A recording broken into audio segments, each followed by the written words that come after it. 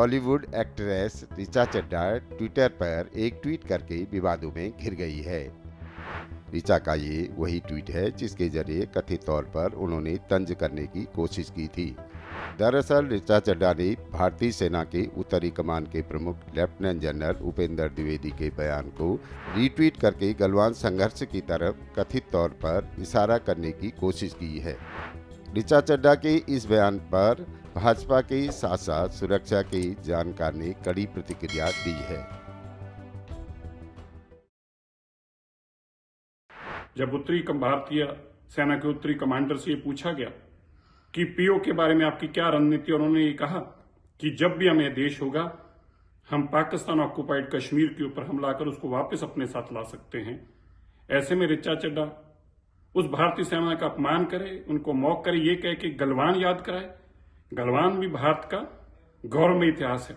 हमारे 20 सैनिक जरूर शहीद हुए, लेकिन हमने चाइना के को मुंह तोड़ जवाब दिया, और उसमें से एक सिख सैनिक ने 1 दर्जन से ज्यादा लोगों को अपने केवल खाली हाथों से मारकर खत्म करने का काम किया चाइनीज सेना का। और ऐसे में आप उनको उन शहीदों के प्रति अपमानजनक टिप्पणियां करो, भारतीय सेना की अपमानजनक टिप्पणियां करो। मैं बॉम्बे की पुलिस से कहना चाहता हूं, मुंबई पुलिस से तुरंत इस ऋचा चड्ढा के खिलाफ कार्रवाई करे। जब उन्हीं ने कहा है कि वो पूरी तरह से सेना तैयार है तो कुछ सोच समझ के कहा गया होगा, इसके कुछ मतलब रहे होंगे। एक मैसेज उन्हीं ने दिया था पाकिस्तान को। अब ये हाय कह देने से मैं समझता हूँ कि काफ़ी क्षति पहुँची है। और दूसरी बात ये भी है कि ये जो क्षेत्र है पूरा बहुत सेंसिटिव है, और वहाँ पे कई बड़ी संख्या में भारतीय सेना के फौजी वहाँ पे डिप्लॉयड हैं, और इस तरह के कमेंट आ जाने से उनके मॉरल पे असर पड़ने लगता है, वो डिमोरलाइज होने लगते हैं। उनको लगता है कि नीचे आम जनता उनको सपोर्ट नहीं कर रही है। फिल्म जगत की अभिनेत्री सुर्खियों में आने के लिए, ओछी पब्लिसिटी पाने के लिए क्या वो हमारे फौजी भाइयों का अपमान करेगी?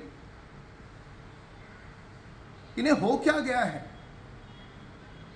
जो हमारे जवान अपने परिवार को, बच्चों को, माता पिता को छोड़कर दिन रात देश की सीमा पर खड़े हैं, हमारी रक्षा कर रहे हैं, समय आने पर अपनी जान की शहादत देश के लिए दे देते हैं।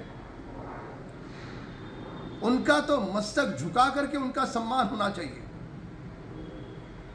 एयर कंडीशन बंगले में बैठकर इस प्रकार की घिनौनी मानसिकता रखने वाली यह अभिनेत्री क्या समझेगी उनका समर्पण?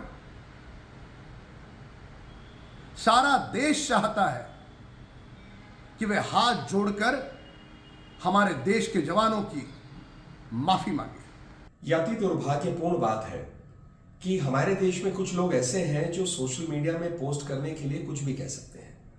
हमारे सेना अध्यक्ष अगर कुछ कहते हैं तो क्या उसको हम मानेंगे नहीं? उसको हम गंभीरता से लेंगे नहीं? हम पूरे भारत को अपनी सेना और हमारे सैनिकों पे गर्व है।